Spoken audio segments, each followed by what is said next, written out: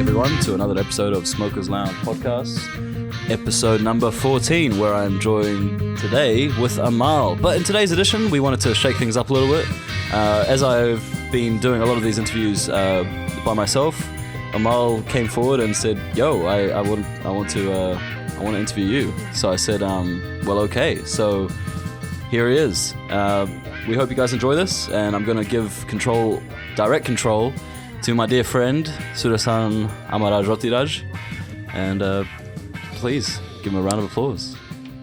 Yeah, sorry, Andi, I don't think I asked for... Anyway, yeah. I'm pretty sure it was your idea. This was definitely my idea. Yeah, definitely. Yeah. Built on a lie. The whole podcast going in. So, Andi, yeah. Thank you for agreeing for this, actually.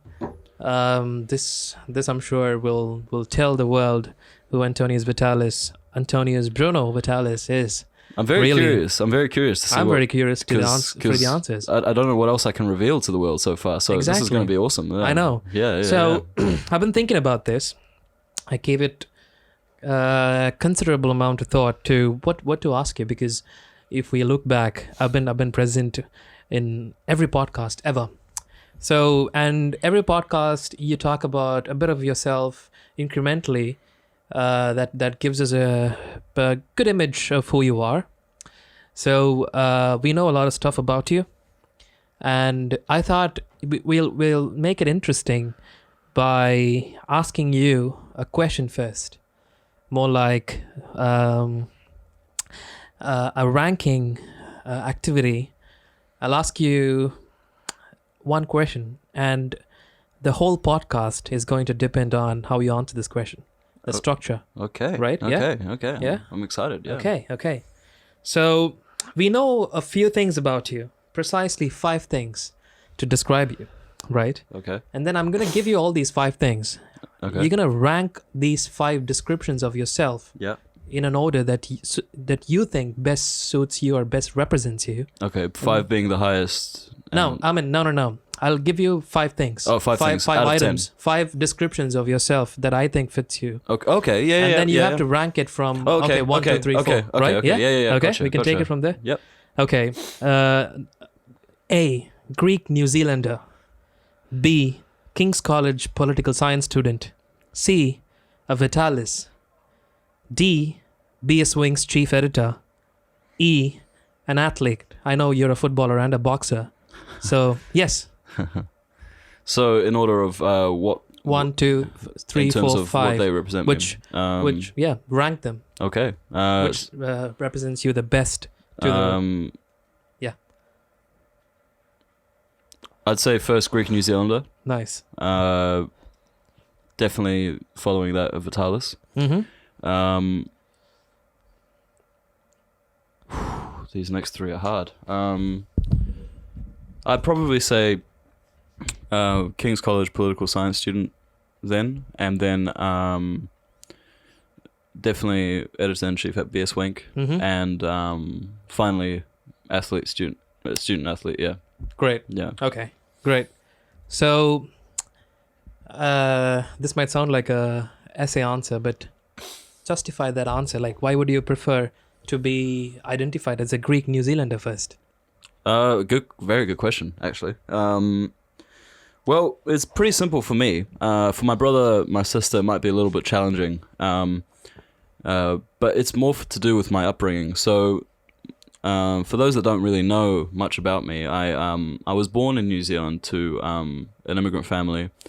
I was born in 1998 in a small town called Palmerston North, which is where my grandparents live, and where my dad actually grew up when he moved to New Zealand at the age of, I think it was 12, early 70s, I think, mid 70s, I think, or early 80s, I'm not sure. And they were brought up there, and my dad went off to university in Auckland after doing a gap year. And met my mum. And my mum, on the other hand, was born in New Zealand like me, but raised in Colombia for practically all her life until she went to university in New Zealand, which is where she met my dad. Her family was multiracial as well, so her mother was a white New Zealander. Had met this Colombian man who turned out to be my grandfather, who was from Colombia as well. And they had my mother. And so that is essentially the story of my parents. So already you're saying that it's a very diverse kind of family. And Sure. Being a New Zealander for me is a big thing. But because my upbringing was always overseas, we spent a lot of time traveling. I became very close to my roots in Greece. So I'm from my family name, Vitalis, is from a Greek island called Serifos. We have a lot of roots there. And living overseas meant that we were able to travel to Greece a lot more because, as many know, New Zealand is quite far away. And so we went quite often every summer, actually, from June to August to live in Greece, to not live in Greece, well, essentially to live in Greece on the island. And it was basically, it was every summer we'd go there. And we'd been going there when I was younger, but every so often, every 2 or 3 years. But going there consistently every year for about 3 months improved my Greek, one, and also gave me a big appreciation for this other identity that I had. And so when I returned to New Zealand, I realized that I definitely had a lot more Greek in me than I had realized because I'd been away from New Zealand for so long. But then again, when I left New Zealand, I realized that I had a lot of New Zealand in me as well. And my identity has always plagued me. When people ask me, what am I? I'm a New Zealander. One day I'm a Greek. Another day, you know what I mean? And but I've come to embrace that slowly. And a Greek New Zealander for me is appropriate mainly because I don't really have as much of a Colombian connection as I would like. I love the place. I've family there, which I stay in touch with. But the Greek side has always been very present. We used to go to Greek school in New Zealand. We used to go to every Tuesdays and Thursdays.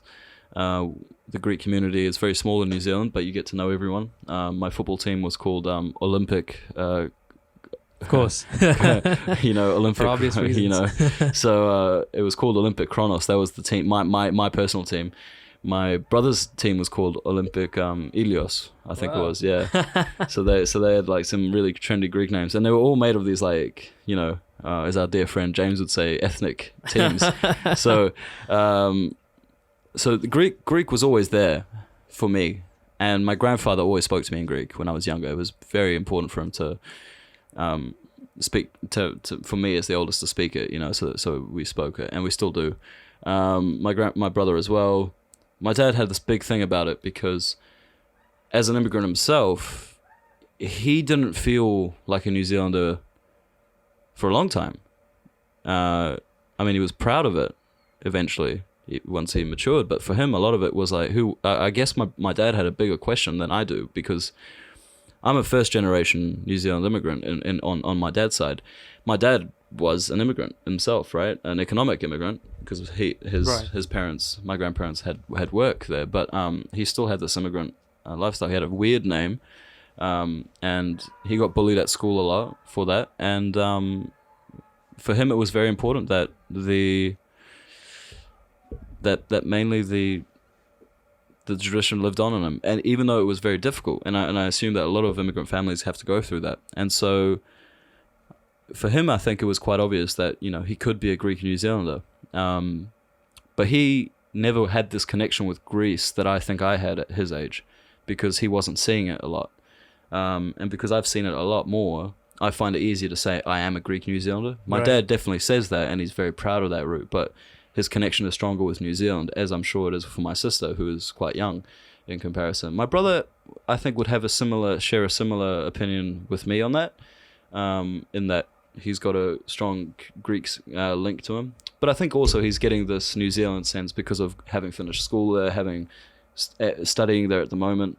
And so a Greek New Zealander for me is the best way to describe myself, to put it simply, because it summarizes me. And it summarizes what being a New Zealander is. It's not a nationality. It's an identity that is inclusive and it reflects the world. Because as a lot of people don't know, New Zealand was one of the few countries to be left in colony. To be colonized, but also the natives there that people refer to, the Maori people and the Mori people. These people actually found it as well. There was never actually an indigenous population, and if there was, there would have been thousands, a millennia ago. So New Zealand is a land where it literally is just a land, and it's what you bring to it. It's an idea and an ideal, and so being a Greek New Zealander doesn't mean I am Greek, but it's more highlights my sense of pride in being a New Zealander as well, I guess. If that answers your question in any way at all. Yeah, no. Yeah, it certainly did. Which and it also gave rise to my next question. So you speak about identity, and for the listeners to refresh their memory, Andy has lived in Brussels, Geneva, and Moscow for a bit, if I'm not wrong. And Paris, yeah. Paris, yeah, right. And so... And Australia, sorry, I forgot that. Of course, Australia. Sorry. Yeah. Sorry. So you've lived in all these places, and you've studied in all these places, literally grew up in all these places, made friends from all these places, and literally played in football teams, and all that. Yeah. Was there a time in your life, or is it a constant thing that you're on a quest for identity, and how do you kind of deal with that? Because I'm sure wherever you go, people are gonna ask, yo, where are you from? And then of course you gave me a pretty good answer, but is there a time that in your life that you were like, well, what am I? Where am I really from? Who am I? Is that a question that you've come across in your past? Absolutely. That's probably the most common question about me. Mm-hmm. It's like the classic, dude, where is this guy not from? You know, it's like, well, you know, why does he speak Greek? You know, I thought he was a New Zealander, or he's a New Zealander? What? Right. Or he speaks French? Where the hell is that from? You know, so yeah, I definitely agree with you. For me, it was very challenging to as you said, it was a quest in a lot of ways, because I was raised overseas. My dad's job did not mean I was able to settle down in one school until graduation. It was like, I think if I count, it was 3 high schools before graduation, two primary schools, a lot of moving around, a lot of different cultures to experience, you know, the French culture, the Belgian culture, the Swiss culture, the Australian culture to a certain extent. Sure. So yeah, it was like, you know, because I had to adjust to these countries. I had to fit in, right? Mm-hmm. And I was very good at it, if I'm being honest. But it also meant that I forgot a sense of who I was in a lot of ways. And thankfully, my parents raised me in a way to remind me of all these things. And it became a thing where I was proud to be a New Zealander when I wasn't in New Zealand. You know, oh, dude, New Zealand's amazing. It's amazing. Mm-hmm. Oh, it's great. And then when I went to New Zealand for my gap year, I realized, shit, it's just a place. I don't really have anyone here. I've got friends, but I don't really have a strong connection to here like I did when I go to Greece. Like when I go to Greece, I have friends, I have people that I see when I get off the boat. I can relax, I can enjoy myself. And in New Zealand, for a few months, it was like, wow, I really don't have as much of a connection here as I thought. So it was a challenge. It was a challenge. And it was a challenge when I was younger, because I was so envious of kids who were from Spain or from France, or who literally were what they were, you know. I always envied that. And that's probably what pushed me to learn Greek. Because being a New Zealander, yeah, cool. But I wanted to learn a language. I wanted to have a language that was mine. You know, people had French, people had Spanish, people had Italian, people had German. I wanted to have Greek. I had a bit of it. Why didn't I build on it? And so when I did that, I started to convince myself I was Greek. I was Greek. And then I realized, actually, I'm not. Why do I want to be Greek? You know, my grandfather left Greece for a reason, and look how well he's done. So who am I to kind of reject that journey that they've been on? Because without that journey, I wouldn't be where I am today, right? So yeah, it was a challenge. It was a challenge, and I do have those conversations with my dad. I had that conversation with my dad over dinner when he was here, actually. about where do you, how would you identify yourself? And like he still asks me, and I told him, I said, last time he was here, I said I'm a Greek New Zealander. New Zealand is my home, and my country, but Greece is the roots. My dad always says it's Greece that are the roots, and New Zealand that are the branches. And I think that's a pretty good way of summarizing it. And after those chats, I realized, you know what, that's what I am. Because for a long time I was more arrogant about it. I was more European focused, and my grandfather would always kind of convince me that because my grandfather is Greek, right? He was born in Greece. He went to school in Greece. He got educated overseas, but he is a Greek, and so for him, he's not a Greek New Zealander. He's a Greek. But my dad is a Greek New Zealander, right? He never lived in Greece. He lived in Germany for 2 years. But what does that mean in the grand scheme of things? So yeah, for me it was New Zealand. For me it was New Zealand, but with that Greek side to it as well. Yeah. So I'm surprised. I'm very surprised that your dad still asked that question.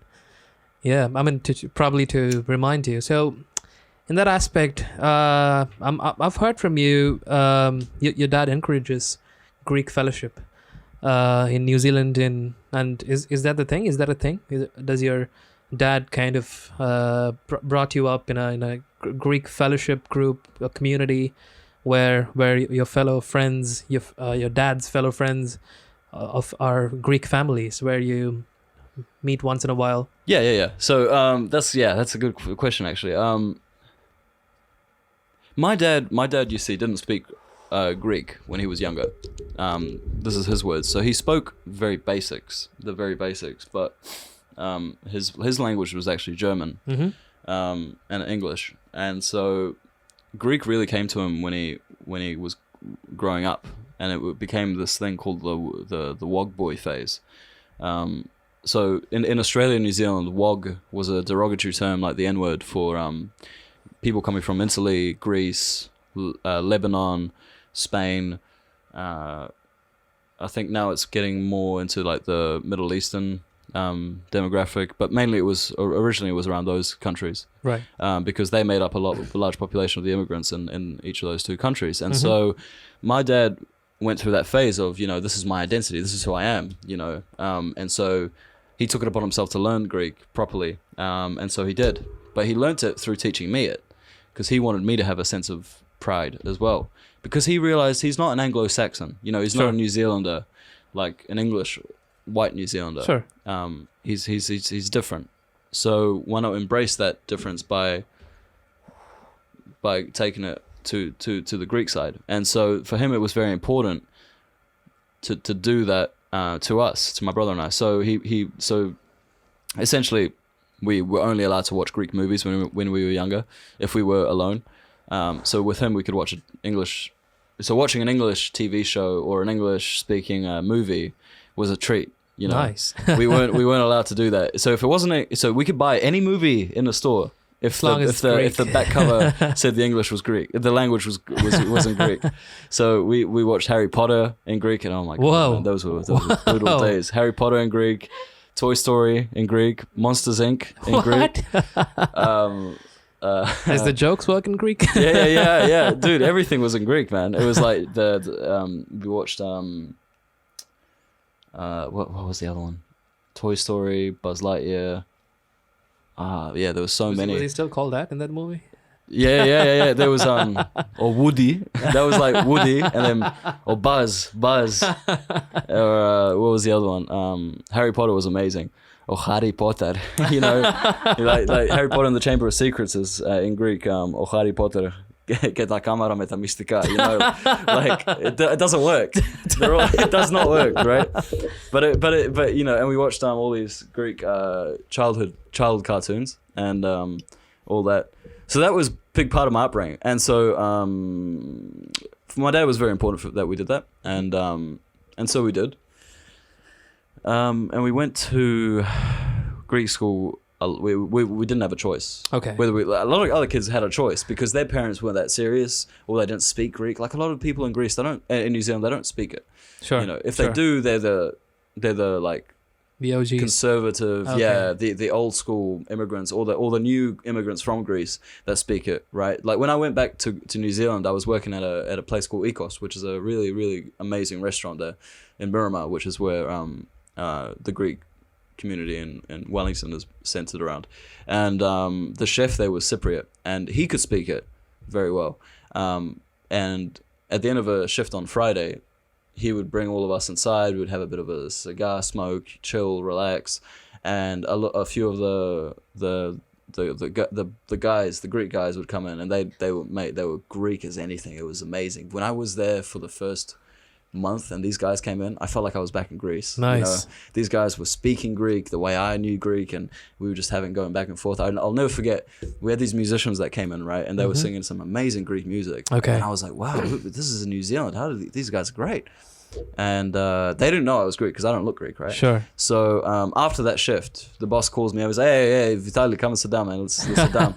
So I was like, yeah, sure. So they're all smoking like a cigar, right? Oh, man, it was good.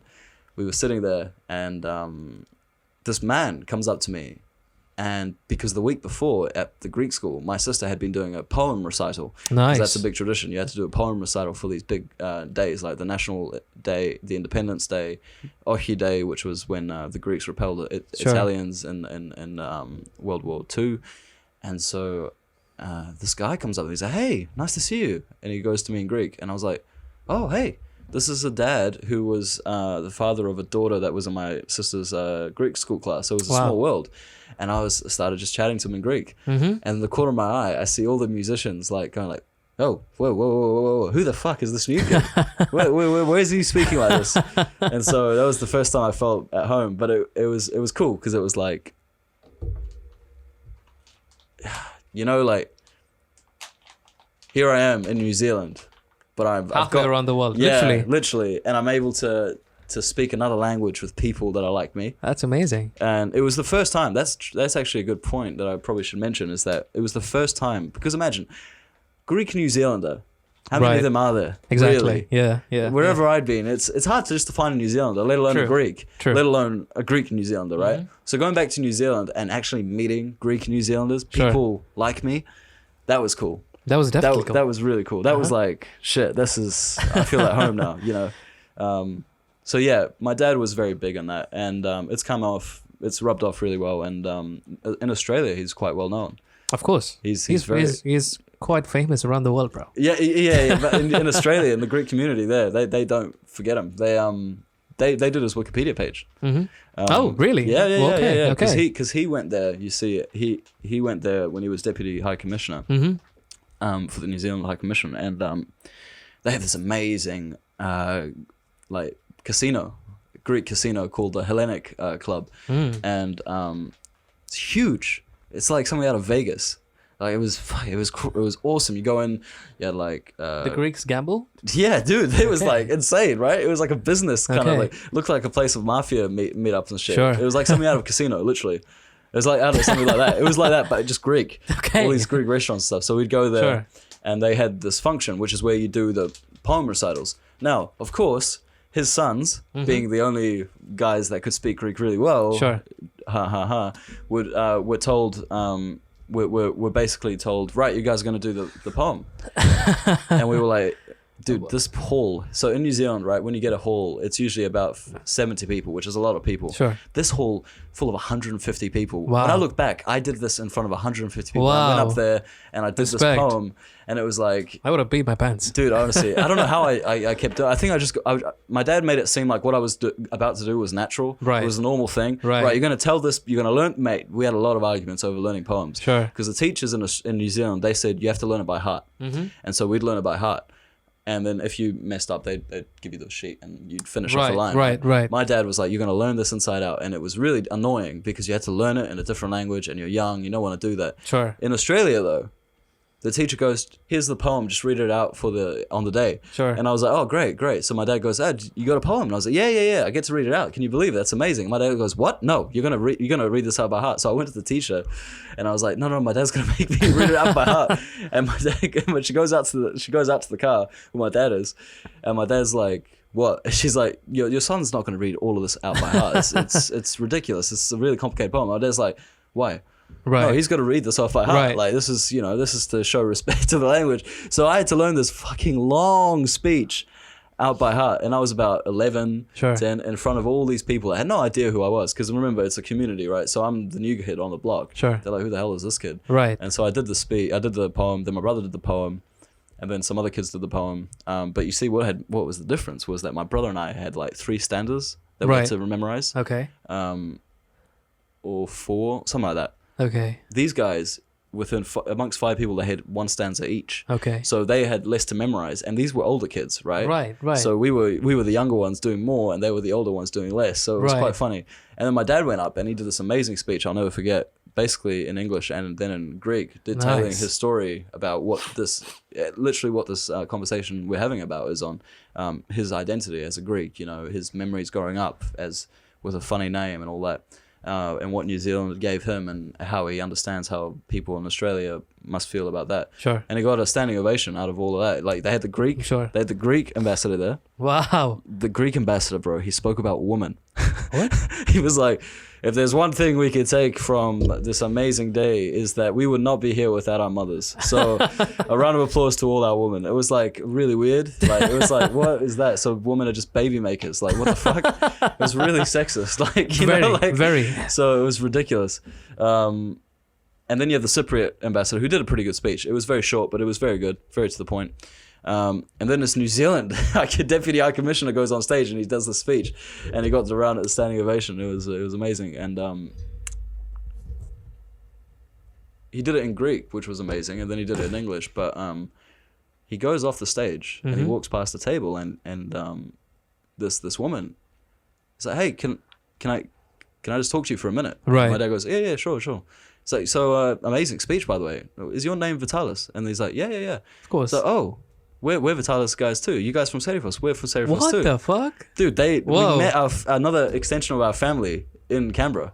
Like, without knowing. Whoa, that's whoa. Right? That's insane. Amazing. Yeah. That's an amazing story. Right? Like, wow. Yeah, it was amazing. And wow. These guys had the same life as my dad. They had moved. Their grandfather had gone from Greece to Australia, made a life there for himself, and then they had grown up accordingly. And same with my dad, Right. So it was really cool. My dad never forgets to tell me about how he felt so at home in that community specifically, as well as in the New Zealand community, but in that community specifically because he felt like he could relate. Sure. So that was pretty cool. So yeah. That's amazing. Sorry, I've taken the mic for a little bit. Please. Yeah. No. It reminds. I mean, like, a lot of people could relate to the story. Like what about, it sounded like Jewish Americans growing up in America, doing Yiddish recitals, doing bar mitzvah. Oh yeah, that's dude. exactly what it is. If you think about it, I have so many funny stories of Greek school, man. Okay. Like, my brother and I were terrible. We were terrible in Greek school. So when we were younger, the national anthem in Greece is a serious thing. Okay. You stand up there, you have to be, formally dressed, tie, shirt. You have to be arms around, like hands down by your, not by your sides, but hanging out front.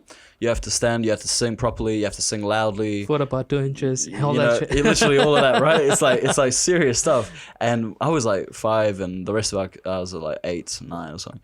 And we did and I had learnt it really well because I love football, and Greece had won the European Championships, which was unprecedented. Sure. In 2004, and I'd watched all the games, and before the games they always did the national anthem, so I learnt it because I pretended I was a football player, right? Sure. So I knew the anthem really well, and the teacher was really happy with me. But she fucking hated me because I kept turning around. Okay. I'd spin around in a circle, screaming it while we'd be singing it. This is in practice, right? So it wasn't actually in front of it. But I'd just be like clapping my hands and turning around.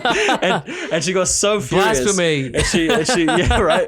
And she's like screaming at everyone like, "This is ridiculous! Everyone here is just wasting my time." Like just screaming it, and she's like, "Right, everyone in line right now. This is ridiculous. Blah blah blah. Right. We got to do this from the start, and if anyone, we're not going to stop this, and I'm not going to let your parents take you home, blah, blah, blah." So we did it, and she films us doing it, and she comes and she's like, What? "Oh, this is ridiculous! I mean, look at this!" And she comes up to me with the camera and shoves it in my face. She's like, "Look at you! You're just spinning around like that." And that was Kiriadina, her name was, and I was working at that same restaurant I was telling you about, right? I was working there as a waiter, and this little woman just walks past and goes, hello, honey, how are you?" And I was like, "Oh shit, hey!" She still remembered me, you know, like That's amazing. after like 11 years. You're I the think. kid that was going in rounds when the national anthem was on. Yeah, I was. They liked me a lot because I could speak. I could speak it well. Sure. So they'd always tell me to tell stories to the kids of mythologies because I was really into Greek mythologies. Oh, great, yeah. So I'd tell them stories and In Greek? no, because a lot of them didn't understand it. So I'd do that. But my brother and I were terrible. We'd be in Belgium, right? We were at a Greek school there, and now imagine we speak French. Sure. We're starting to learn French, Mm-hmm. and we're in Greek school with these new kids we don't know. Sure. We don't know the teacher. We go there, right? And everyone there has a French accent when they're speaking Greek. And for us, it's like the funniest thing we've ever heard. Sure. It would be like, you know, like they just would, like, you know, just use yes, but, you know, I don't understand, you know, like, what is it, like the gestures. And my brother and I are terrible when we're together.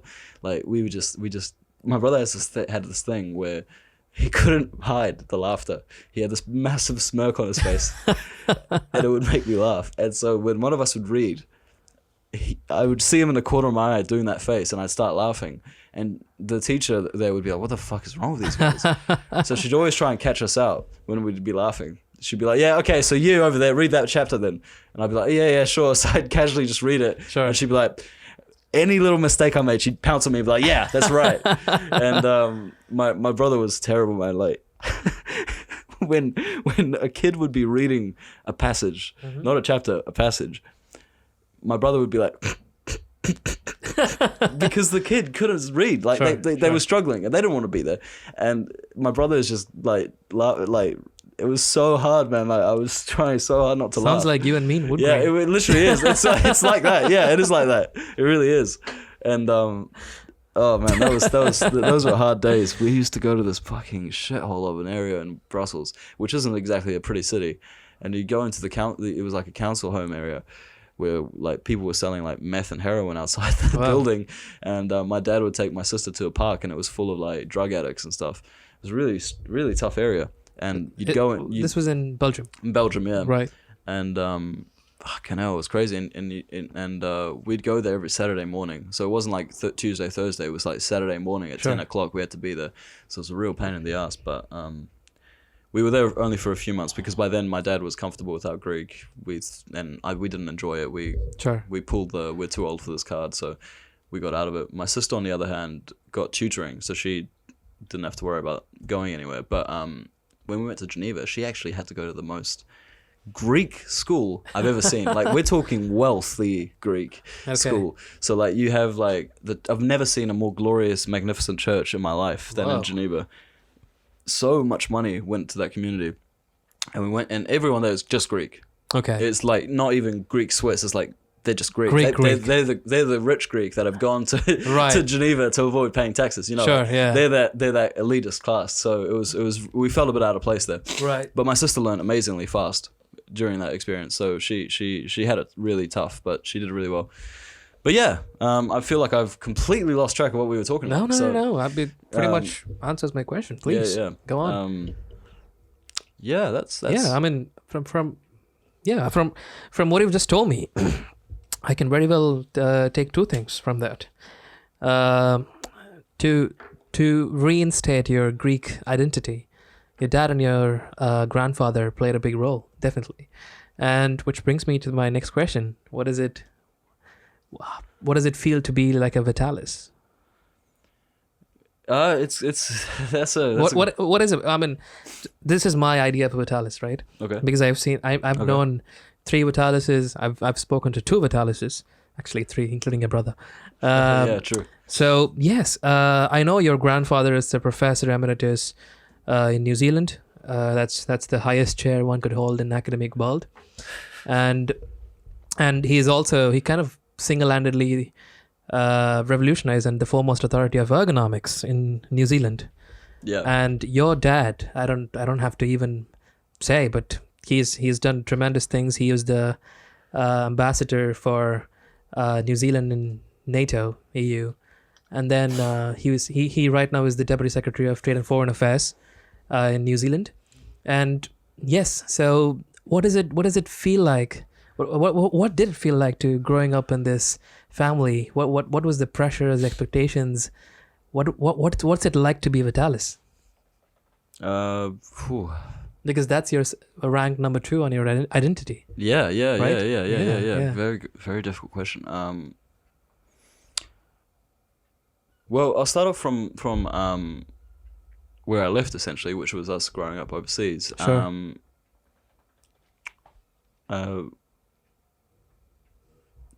My parents came from working class backgrounds, and my grandfather was exceptionally hardworking. So was his former wife, who also was I think a senior lecturer in psychology. And she was from Germany, and her story was she grew up in post World War II Berlin. Wow. Germany, sorry. And she saw through the wall going down. Did she? She well, they all saw it from New Zealand, but they weren't. She lives in New Zealand as well, and at the time. Okay. She was teaching at the same university as her former husband as well, my grandfather. Right. Is that how they met? No, they met in England. Oh, okay. So when my grandfather left when my grandfather left Greece to study overseas, because he had no choice, because his father, named after my dad, and my grandfather, who I'm named after, you see a rhythm here. Sure. They met in this place called Aylesbury, I think it was. Aylesbury. Or Brighton? I'm not entirely sure. I think it was one of the two. That went to school in Brighton. I mean, your grandfather went to university. Yeah. What is known as the University of Brighton, I think. Right. That's where he went, and he didn't want to do engineering, but his father didn't give him any choice, and so he did that. And my grandmother wanted to become a doctor, but her father was like, no, there's no female doctors, so you're gonna do something else. So she learnt language and became an interpreter. Cause she's amazing at languages. I'm sure. I'm sure that's where you get it from. She learned. I got it from my mum, as Okay. well as I would say my two grandmothers. Right. They were really amazing at learning languages. But my German grandmother was incredible. Like I call her Omi, and Okay. Omi was amazing at really just understanding how a language spoke. She was very very particular about details, and so she always takes the time to really understand something properly. And so my dad definitely got a lot of his attention to detail from her. Sure. In a lot of ways, and the dedication. My grandfather the same, just in a different way. While my grandmother's very focused, I would say my grandfather's more stubborn, and in a good way as well. And so my dad would have that. My dad and my uncle had that together. My uncle's done really well as well. He works for a department in the government that oversees the structure of other departments. So he's involved of Like an internal audit, right? Yeah, something Right. like that. Right. So he makes sure that the efficiency of departments operate accordingly. And so my whole family, outside of just my dad, have done amazingly. But my grandparents met in England, and they had my dad in Bath, and then my uncle in Aylesbury. I'm not entirely sure where Aylesbury is. But then after a while, it wasn't really enjoyable for my grandfather. And I believe they went to I think they went to Germany first, and then to Fiji. But my dad he went to visit Greece a few times with my grandmother, because my granddad couldn't go. My granddad couldn't go because he was blacklisted. He wasn't allowed back because there was a dictatorship at the time that had taken over Greece, and they had seen the name of my grandfather and just assumed, because of the area he was born, I guess, from, that he was a communist or something, which was absolute nonsense. He wasn't. Right. He had tried to be. He dabbled with some organizations, but thought it was absolutely poorly run. Very, I think he described as very elitist and not acceptable or whatever. But my grandfather was never a communist, right? So my grandmother actually took my dad and my uncle to Greece, which was a really brave thing. You know, she's a German, and this is after the Second World War, and Germans aren't exactly liked in Greece. So she was quite brave to do that. And they eventually went to Germany, which is where my dad studied and stuff, and then they went to Fiji for 3 years under a job, under a contract my grandfather was under. And once he finished his PhD, this job opened in New Zealand, and he had a lot of freedom to do what he wanted in an area that he really enjoyed. So that's what they did. Right. So my upbringing, on the other hand, was similar to that of my dad and uncle, because it meant that we moved around a lot. But it only really hit me how important my dad was when we were in Australia, because when we went to Australia, we moved into a house with a swimming pool. Sure. And for me, that was like, what? We have got a swimming pool? We what made the it, hell? baby. What the fuck? Yeah, it was like that, you know? And it was beautiful weather outside, sun shining, clear blue skies, and it's got a swimming pool. We're like, whoa. My brother and I were so excited. My brother always wanted a house with stairs. We had a house with stairs. We were like, you know, it was amazing. Okay. So we were just running around and just like enjoying it. My little sister's just like casually, you know, she's like 4 years old, just enjoying life. Sure. And so I was like, wow, that's so cool. And then I started looking up my dad on the internet, and I could see images of him with the Prime Minister at the time of Australia. And I'm like, whoa, my dad's famous. So that was quite cool. It really started to hit me when I was in Belgium, because people would ask me, what does my dad do? And I'd say, oh, he's ambassador. Sure. They'd be like, whoa, he's ambassador. Oh, man, you must have this. You must have that. You must have this. And I was like, oh, I mean, kind of, yeah. What? It's like, did you have a chef? And What, you don't have a maid? No. But they probably did all have maids, to be honest. That school was so wealthy. But yeah, I had this thing, but it was like, it was a bit of a shock for me, because I guess I was the oldest. My brother kind of at the same time, but my sister not so much. My mum, it was a nice thing because she didn't have to do the house cleaning, right? But it was still kind of like, whoa, you know, we've got people beyond the family inside the house now. Sure. It's kind of strange. Definitely. They were lovely people. Sure. I mean, you met the former house chef, right? Sure. Wason, yeah, he's awesome. Of course. Really cool guy, yeah. Very good guy. Yeah, and yeah, we had a lot of fun. But in terms of academics in school, my dad wanted me to work hard. Sure. And he just said, like my grandfather always says, just pass. Just pass, my boy. Everything will be fine if you just pass. My mum. But I'm sure you didn't mean it.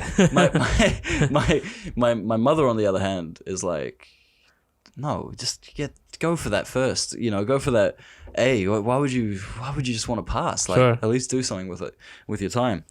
And so I don't know. I think I was quite lucky because I was naturally good at school. I was able to bullshit my way through a lot of things, I guess. And I was liked by teachers, I guess. And so I had a lot of confidence when it came to school. So I thought, why not? I'll get those I want to show off my grades. Sure. I want to do this and stuff. And that's pretty much how I was like for a long time. But when I because my main thing at that time was football. And football was football, because my dad had always raised me playing football, right? Sure. My grandfather was never really that into sports, mainly because in Greece it's quite a violent like situation. If you're fans, you're usually likely to get stabbed or like you know, it's like insane. So my grandfather never really was that interested in it. My dad though is like really passionate about it, etc. And so for me it was like, I guess to put it quite simply, just a really good thing to do as a kid. You know, you got a lot of energy, just run it off, and you're doing something I like, so do it. Sure. And so it was always really fun having him at the side. He'd be yelling at me more than my coach, you know, like there's every Greek New Zealand dad. So it was quite cool.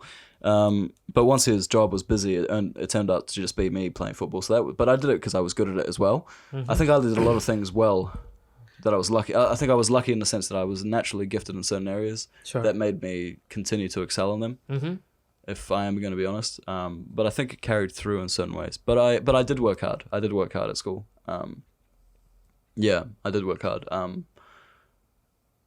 But it was never any pressure. I never felt any pressure from my parents.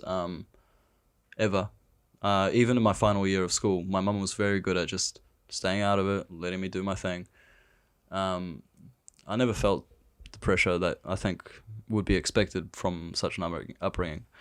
But where I sit now, across the table from you, and I think about where I want to be, based off the accomplishments of the people before me, Sure. it's pretty intimidating. You know, like how much more can I do Exactly. to overcome Exactly. that, right? Exactly. Like what about you? What are your thoughts? Like, who do you use as a benchmark for your success? You know, like what's your thing? Yeah, I grew up idolizing my uncle.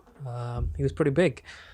He's the CIO of BNY Mellon. He was Holy the shit. CIO of BNY Mellon. Fucking multi gazillionaire. my Mr. Suresh Kumar, and he's been very close to our family, and he has always taken an interest on what I do academically Yeah. and what I wanted to set a career path as. I think he was the earliest people who kind of, if I think back, kind of gave me, inspired me to take up technology. As long as I could remember, the only thing I ever wanted to do in life was to be involved in technology. Your grandmother, your Absolutely. recently deceased grandmother. Exactly. Again, my condolences. But yeah, thank you. She was quite. Her story was quite amazing with you, right? She said when you were like what 8, like no, you're gonna Right, learn yeah. computers or something, Literally, yeah. And no, my grandmother saw the success of my uncle. Back then, of course, not as much as this, but he saw good success. But even back then, I think he was heading his own division when he was like 8 or something. So he was like, my grandmother was like, yes, computers are the future. This is a person who studied, who was a teacher, school teacher in economics. She taught economics and history, and then she retired as a headmistress of the school, and all that. And she looked at me and then she said, you should definitely be like your uncle. You should definitely be like your uncle. And then she literally dragged me to the nearest computer training center, which was literally meant for like college kids. And then That's amazing. I know, she just put me in that, and they were like, "What is this guy?" I was in like third or fourth grade, literally. And then this like James, you know, like I know, exactly. And then to your grandmother's like, no. when he gets you know, Right? That's exactly. I still remember the instructor going like, yeah. So so kid, when's your brother turning up? I was like, no, I'm the student here. And he was like, oh, what? Really? Okay. Do you know what a mouse is? I was like, yeah, sure. It runs around the house and shit. It's like no. So sit. This is a monitor. This is a computer. I mean, this is a keyboard. This is a mouse. How you turn on. This is how you turn on. This is how you turn off. And then I still remember my first class, and he taught me to draw. No, it was a lady, and then she taught me to draw a square in Windows Paint. Oh wow! And then what I did was, I really liked it for some reason. Yeah. Some reason. See, I grew up in the age of calculators. I mean, like Right, at least right. in India, like No, the computers Stone were not that Ages, yeah. famous. Exactly. And then I saw this huge TV, and then I mean, like TV kind of a thing, and then it was all colorful, and then you can draw, and it shows on the TV. Whoa! Yeah. Sign me up. Yeah. Right, and then started from there. Went there every summer, learned all the programming languages as a kid, and then I did not have any problems taking up computer science in my school and all that. So yeah. And this is my story, but today is not about my story, Andy, is it? Still pretty amazing though. No. A couple of years later, there was a queue of just students looking at him playing video games. This is stupid. Student playing video. You're playing video games. Okay, so wait, what's the story? No, when I was in school, we had this compound period, 2 periods put together and named as a computer lab.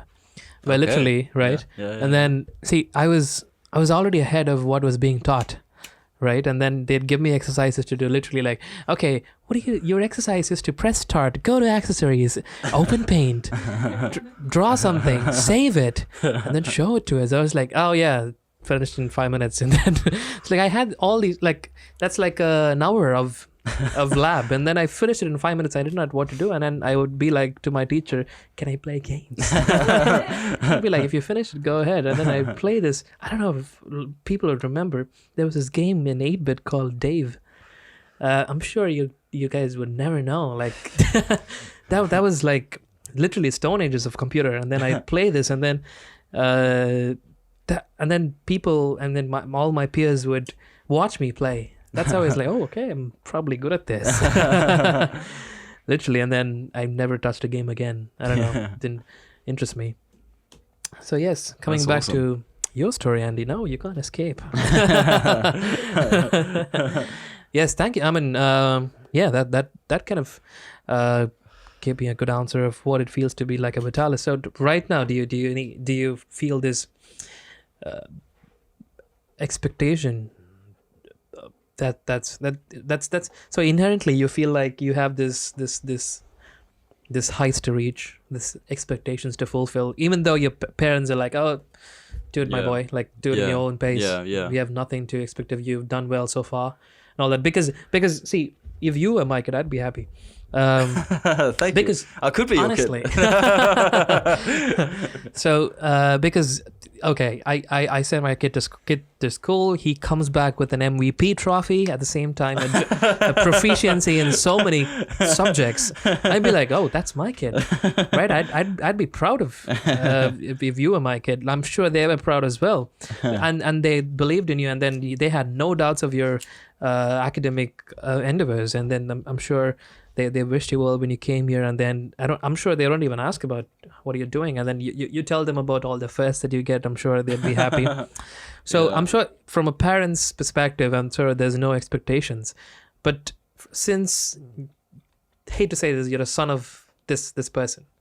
So is there a familial or a community expectation from you? Okay, Antonio's Vitalis is going to be this in the future. He's going to be as good as his dad and even better.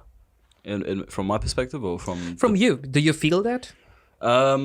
Yeah, if I'm being honest, yeah. Sure. I think the way I've always done things in my life from since I was in year 6 Right. was to do amazingly well. Right.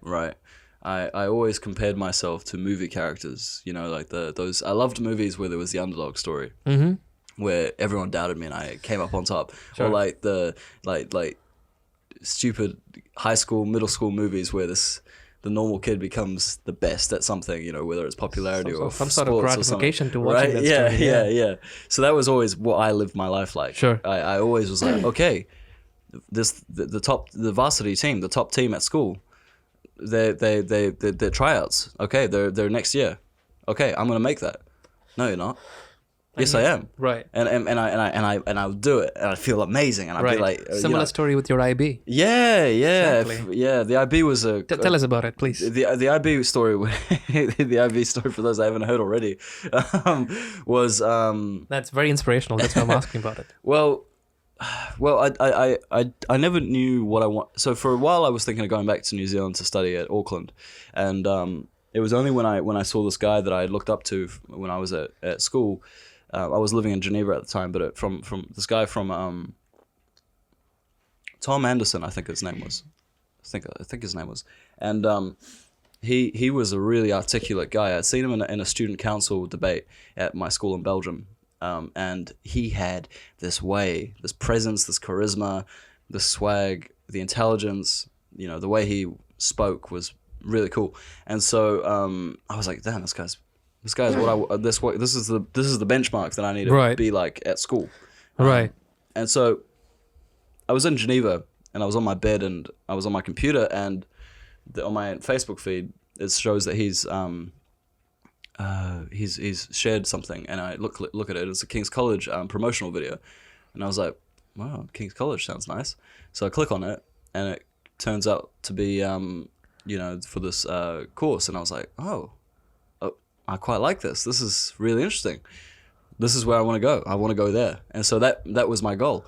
And so for the IB, for those that don't know, please look it up. But essentially what it was is that you had it's a 2-year high school diploma course that's international. So other schools do it as well each year. similar to like A levels in the UK, but it's a global thing. And oh my god, it was stressful. But I had gamed it. I gamed the system. I did so much research before going into the IB. I looked it up. I looked up previous students that had done amazing, and I basically, all their advice was, okay, get the deadlines for yourself set out ahead of time.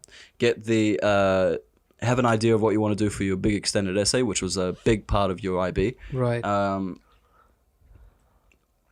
Choose the subjects according to your strengths and for what you want to study later on at uni. And I had decided I'll do politics. Politics is my thing.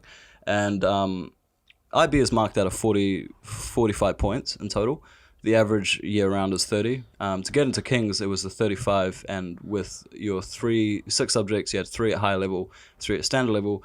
Unis in London, King's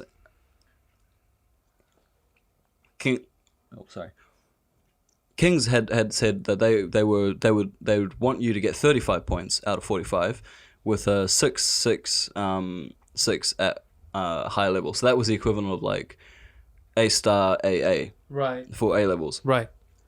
So I was like, okay, that's my goal.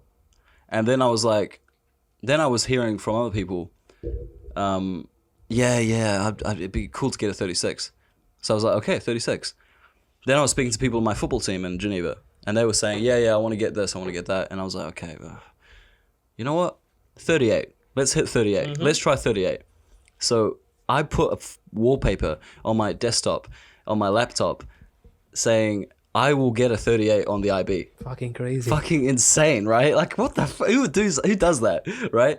So people next to me in class would just be like watching me click out of a file and see on the background, I will get a 38 on the IB. What? Dude, this is like second day of the IB. Like, what are you doing? You know, like what is this? And so, literally, I was like, to the first day, I would be like to the teachers, hey, can I have the past papers for the IB? And they're like, look, first you need to understand the content before I can give you the exam papers. And I was like, but show me, please. You know, I was so dedicated to it. And, but it was a struggle. I had to learn a lot. My history teacher in the IB, Mr. Stack, was a big inspiration because he was very brutal. He really taught me to be very, very... he kind of figured me out. So I did an essay and I handed it in. He gave me a 3 out of 7. A 3 out of 7 is like a 23%. Right. Like that's your reaction to when that was given to you. Yeah. Sure. Right. For on behalf of someone else. But sure. When you got that, and you imagine your reaction, right? Imagine your reaction if that had actually been for something that you had actually done for your degree. Yeah. That was how I felt. I was horrified. I was like, okay, my dream is over. This is an essay that would have gotten me a 6 or a 7 anytime. But now in the IB, it's a 3. What the fuck? Mm-hmm. What do I do? And at the parent-teacher conferences, he was like, yeah, your son's amazing. He's I'm seeing him getting a 5 at history level. Yeah, he's going to do well. I was like, a 5? I need a 6 to get into King's. They're not going to accept anything else. I could get a 43, but if I don't get a 5, if I don't get 3 6s in my higher levels, they're not going to accept me. Right. Dude, I was like so pissed off. I was upset. I was telling my mom, I was like, oh yeah, I was moping around like a little like baby. And eventually I got out of that.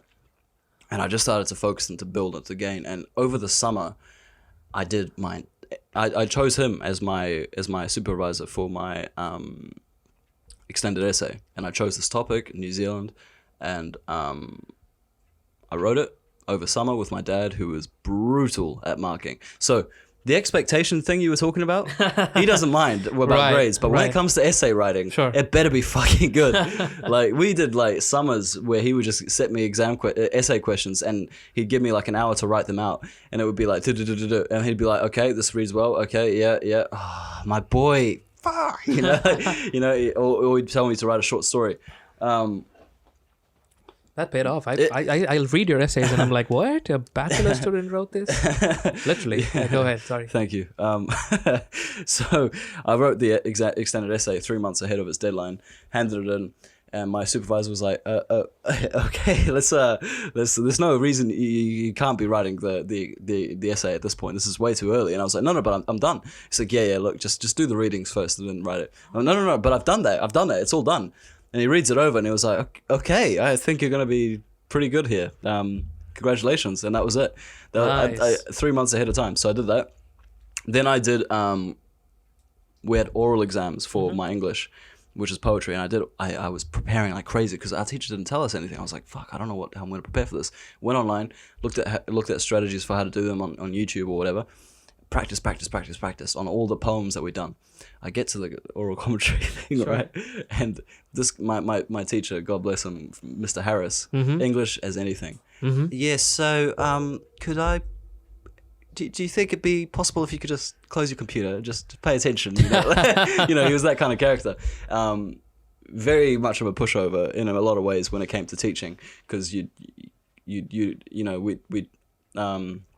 we'd do like a practice exam in class, and people would just start talking amongst each other, and he'd be like, "Hey, class, no, should we just do open book? Yeah, let's just talk. Okay, let's go through the questions." You know, so I wasn't learning anything. So I did a lot of the teaching to myself, and for the oral commentary, I get into the oral commentary. You have to wait 15 minutes for your name to be called. Then you pull a thing out of the hat, your poem, the lottery, exactly.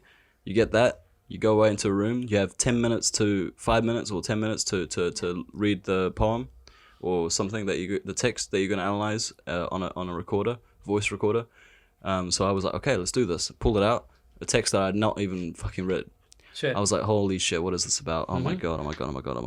So I read it through, and I get there, and it was this play called Oleana, which actually was a play that I had read, but I had never actually read. You know what I mean? I'd read about it, but I never read it. You know. So I went in there, and I was like, okay, so it's clear that we are seeing a lot of attributes that are regarding sexual harassment, and the theme of power really speaks to me on this. Blah blah blah. And all that, and I remember him just staring at me and being like, really? Wow, where's power in this? I'm like, well, it's you know, the way that he structured the script here, it really tells the story. So you get it starts off with the professor speaking to the student, and then the student is kind of gradually speaking more, and the power of dialogue here really reflects the power of the character's position in the dichotomy between student and professor, which occurs on college campuses right now, and it really marks a shift between the norms of the past and the new norms. And he was like, I assume so. So where would you why would you say power is relevant to the text? I was like, oh well, you know, it's just you know, Oleana is an amazing play. You know, like I had no idea what I was talking about. Right. He finishes the recording, and I was like, so how do you think I did? And he just starts laughing. He's like, well, you could have been more structured in your approach. So I'm thinking, fuck me, I fucked that one up as well. Jesus, okay. What next? And I basically was like, right, I'm getting a 38. Regardless of this thing, I'm going to do amazingly on the exam. Let's do it. The day of the exam, the English exam, you have to have 2 texts for the class, and I had not done any of the readings. I never read in English class. I never liked the idea of reading for a class. Like, reading for me is pleasure. I never wanted to do that. So I researched about the book, read what people had said about the book, and never actually read the book, you know? Cheated the like, system. I really didn't need to. Why? Because the guy that was the inspiration for me to go to King's Did the same thing? told me to do that. Wow. I met him on a theatre trip to London. Oh, right. Which yeah. convinced me I'm coming here to study. And I bumped into people next to where you are at UCL. Right, yeah. And I bumped into him, and I was like, holy shit, hey. And he was like, oh, hey, how you going? The National Hotel. Right, yeah, yeah. And I was like, hey, how's everything? How's the uni going? Yeah, it's good, mate. Yeah, it's good. And I was like, do you have any advice for my exams? He's like, oh, what class are you doing? English. I was like, I don't read anything. Just go online. They got all the answers there. And I was like, Right. okay, if this guy's done it, you know, I was starstruck. So this guy told me to do that. The night before, I'm reading everything, and I just literally, all I do is I write down, so, because I'm going to have to write about 2 books that I've read. So I choose the 2 books that I've read, quote unquote, and I choose 4 themes that are within each of these 2 books, 4 quotes Right. from each book under each of those themes, memorize them, and then I pretend like then I just do some like an hour of essay planning before I go to bed. Briefly memorize the quotes in the morning. Sure. Write out the essay. One of the best essays I've ever written in an exam condition. I came out of that feeling, yep, I got a 6. Amazing. Great, move on. So the rest of my exam story, pretty simple. I study well. I did everything well. The day that the results get announced, I'm freaking out, man. Sure. I'm shaking. I'm like, oh my God, I've been telling everyone I'm getting a 38, right? Like if I don't get a 38 now, I'm fucked. I know. And I want to go to King's, right? Like I really want to go to King's. This is my dream, my goal. And I get there. I'm like, oh my God, come on. It crashes. The screen crashes. Right. So I'm like, what? Oh man, come on. And my mom's texting me at the same time going, how is it? How did you go? I'm like, I don't know. It's not open yet. So finally, and then I put the phone down. I look up at the screen. I see 38. Nice. And I see not 666 a high level, 766 a high Whoa. level. A 7 in English. I had gotten a 7 on the oral exam, the one that my teacher had laughed at me for, and a 7 on the exam that I had never read, and everything else was a 7. That was amazing. This is crazy. I know the story. I'm not. Yeah. I'm trying to react to this like I reacted the first time, but literally. I know. Yeah. Yeah. This is amazing. I'm sure somebody listening there would react so good. They were like, whoa! They would have jaws dropping. I love that story. Yeah. For me, just because it was the first time in my life I had actually set myself a huge goal. Then you achieved it. That I achieved by myself without anyone. You could be proud of that any moment in your life. Yeah, I guess. That should, if you ever have any doubts, just remember that story. Yeah, you're right. Yeah. Thank you. Actually, then you've made it easy for me to segue into the third topic of discussion: King's College political science student. So to see how I cheekily kind of combine two things together: King's College and political science. So I want you to talk to me about. Of course, you've clearly stated who's your inspiration to go to King's College. Probably tell me about what was your expectations and how was it met. And I'm sure we have talked about university in general and the expectations and was it met or not. So yeah, you can tell me a little bit about that. But I want to hear mostly about your inspirations and your influences when it comes to politics, public policy, and literally, how has it been for you to study politics as opposed to your understandings and your readings about politics before you take up this course? So reasons for why I took the course? Ideally? Start with there. Yeah, I know it's a lot of questions, but yeah. Yeah, sure. Well, the reason I chose politics was quite simple, really. Right. I loved it. I thought it was so interesting. Mm-hmm. Ever since I was young, I loved history, and a lot of the history I was into revolved around relations within countries. Sure. Or how power was distributed among people. Exactly. I was always really interested in how people governed things. Mm-hmm. I love the idea of. I remember just thinking about. There's a tube station in Greece that is just around the corner from the apartment that my grandfather has that we stay in before we go to the island in Athens. And that was in construction in 2011, 2012. And so it was there. Started construction. They're like, yeah, look, there's gonna be a tube station, a metro station that's gonna take you all the way down to the port. You can get on the boat, no worries. You don't have to pay for taxi. It'll be amazing. Right. And I was like, okay, right. Cool. Next year, same thing. Still there. Next year, still there. It is still there to this day. What? On the other hand, you go to somewhere like Singapore, where you've lived, right? Build shit within a day. I know. Why is that? Why is it that some countries function better than others? Why is it that Greece is so corrupt in so many different ways? Why is it that my godfather, the smartest man on my Greek side, incredibly smart and intelligent, sure, is so undervalued by his country because he works as a civil servant like my dad. Okay. Why is it that you have to know someone to do well? And that kind of question always came to me whenever I'd be in Greece. I'd always be thinking, shit, this place needs better, right? But what is better? And then it got into my head, okay, what then I saw this interview with Jeremy Corbyn of all people saying, Okay. and he said this is when he first became leader of the Labour Party in the UK, and he was saying, he was asked, what do you say to people that politics isn't everything? Politics doesn't really matter.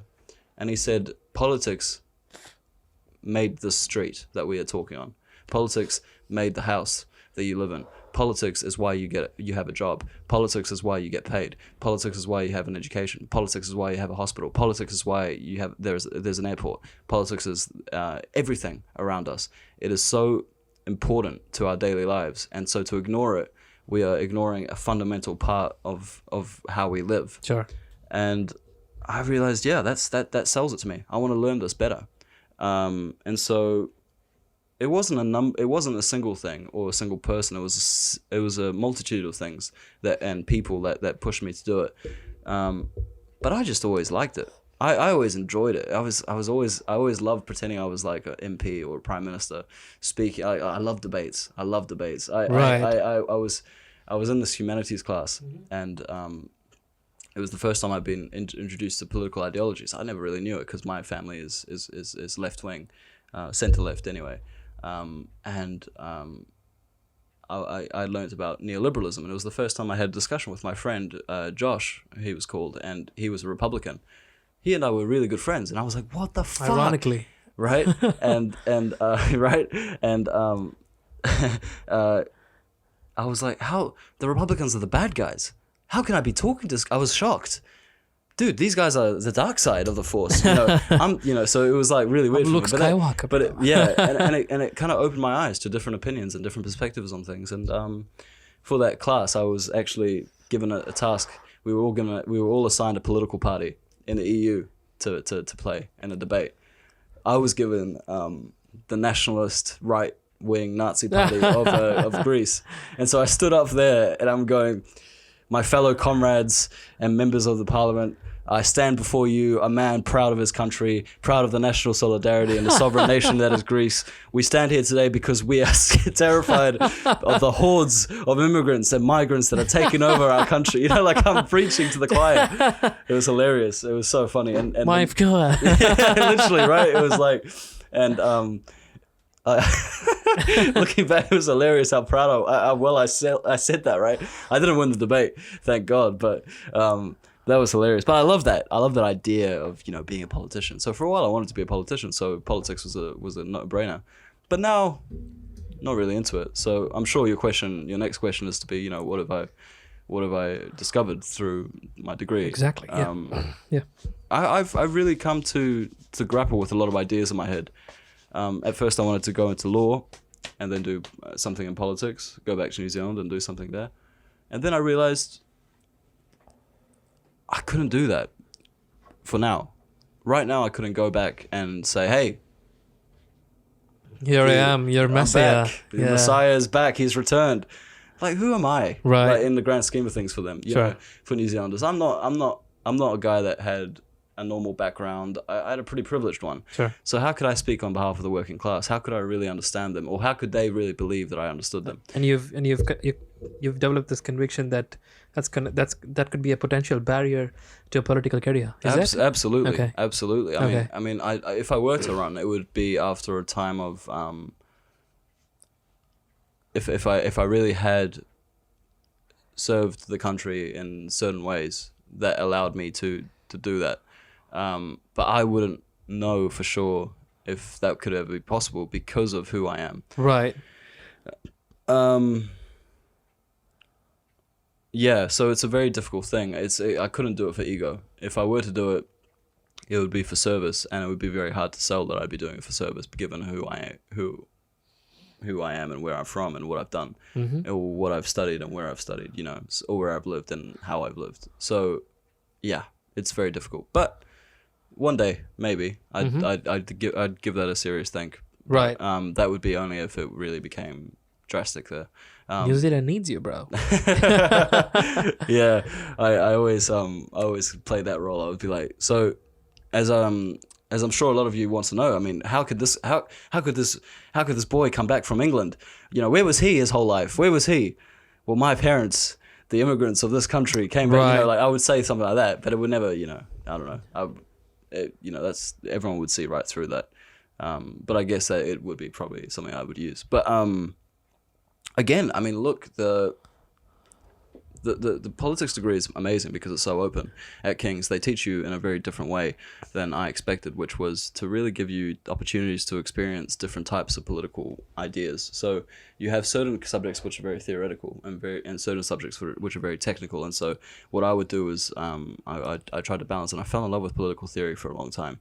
I really enjoyed it. I thought it was a really eye-opening way to look at things and to really consider the world in different ways. And then I started to fall in love with the technical side, Okay, yeah, it's good to have the large scale picture things, big picture, look at the big picture, understand how everything works. But what about these tiny details? They're important as well. So I started to really enjoy that a lot as well, because it's all fine and dandy to say, the Marxist perspective of the capitalist society that we live in is showing signs of deterioration during the coronavirus. I mean, that's all nice, but what about the actual facts about how nurses aren't getting paid properly? Why is that? Because certain bills because funding is not happening because of Brexit or because this. Those areas I find even more interesting now, because they have a more immediate effect. But I've learned to really enjoy both sides of that, and from that I've really come to appreciate my interests more and to identify my interests more, which is cultures, societies, external political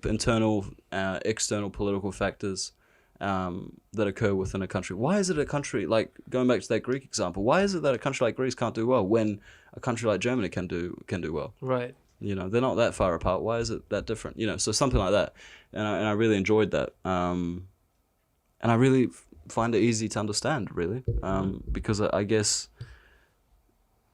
it helps to have had an international experience to really open my mind to different ways of thinking. Right. But yeah, I think that's essentially it, really. Yeah. So tell me I'm wrong. Like, I have the sense of people who study pole science. Does studying pole science actually make you inclined towards the left? Is that it, or how does that work? I love that question. That's a great question.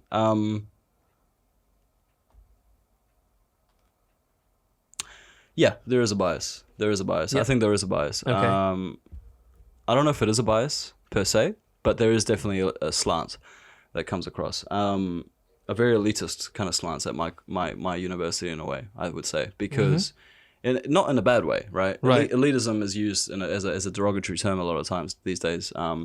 But being an elitist doesn't necessarily mean you're wrong, right? Elitist means that you're an expert in a given field that has studied this for many years, and you're able to work on something and understand it in a very intricate, complex way. Like, a professor's an elitist in many ways, right? Because he's the top of the top. He's an expert, yeah. Right. The social sciences, I think, there does tend to be, particularly in politics, is considered to be a breeding ground for left-wing activism. Ideologies, yeah. My mum, for instance, was part of the armed Marxist overthrow of the state that split off from the Marxist Leninist group, and so they formed the group of two, and she's now, just a lecturer at a university, so that doesn't believe those views anymore. So I've never bought into that because I think I was lucky to have had a critical mindset earlier on, and I had interactions with people that completely opposed ideas that I originally had, like socialism doesn't sound too bad to me. I think a lot of people that go into uni are trying to rebel. And so when you go into university for whatever reason, for whatever study, you like to feel special. It's the first time you've come out of something, your house, living with your parents, and you now can be you. Okay. Right. But you're alone. I need to find people that agree with me. Oh, they speak to me. Right. They're treating me well. I like that. Let's go to them. Oh, did they say, free food? I'll go to, so it's this sense of tribalism as well. Sure. Which is, mainly based on like your inherent beliefs. But also it's, you want to feel a bit special, Everybody. and so you gather around people that help you feel that way, Sure. right? So, oh yeah, we're being wronged. This is appalling. We are the voiceless. Like this all sounds cool because it's like in a movie. Sure. But the issue is that we were suffering wasn't. We haven't suffered. In America they suffer. Sure. The black community, for instance, suffers. I mean, Absolutely. people like Kings. I mean, what do we have to complain for? I don't know. It's a very conservative country, but I don't know. It's when it comes down to it, there isn't a bias as much as they tell you how to think. Mm-hmm. It's more they present you things that can influence what you may conclude. Sure. But I wouldn't say we're necessarily indoctrinated as much as a lot of people think. Is it? Because a lot of my peers on my course are quite conservative. Or Right. centrist. That was going to be my next question. Right. I mean, Yeah. so I know you said it. Okay, they don't blatantly kind of lean left, Yeah. but I was going to ask: is there a possibility somebody doing political science in King's to be a right-wing believer? Oh yeah, man. Wow. Oh yeah. So there's. So there's this guy called Jock who's an Australian. Okay. He loves me. I love him. He's great. He's awesome. He's the classic Australian. Sure. And he is a lovely guy Mm-hmm. and is a socially liberal conservative, but a fiscally conservative. Fiscally conservative is how he defines himself. Okay.